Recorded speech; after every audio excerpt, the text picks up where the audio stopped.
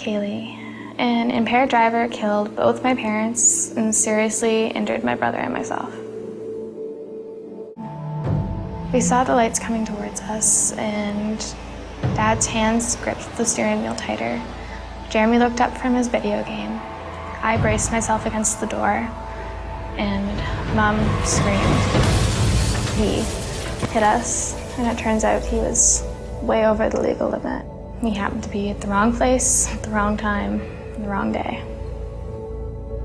I remember the car spinning and spinning and spinning. I remember screaming at the top of my lungs because I was terrified. I had no idea what was going on. And then when it stopped spinning, I remember it being black and almost like you're numb. I wondered if I'd died. And I came to, and I could hear Jeremy screaming.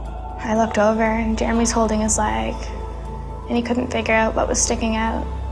Couldn't figure out what the white part that was poking out of his pants was. And he looked at me and he said, "Is that a bone?" I remember just beating on the window trying to get out. I needed to get out to get Jeremy safe.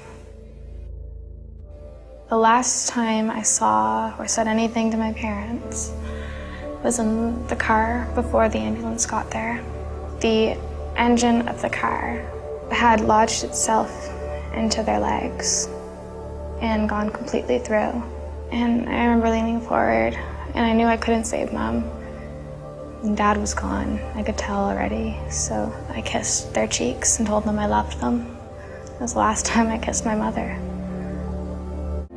Living without my parents is absolutely terrifying. There's days that you want to run to your mother and bawl your eyes out, and you just can't. I graduate high school in 2 years. She won't be there.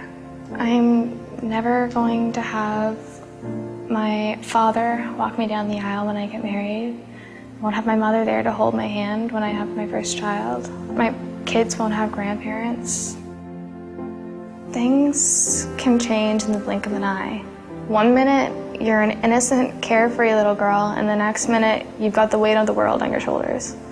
It's not fair. I should still have a childhood, but I don't. Don't drink and drive.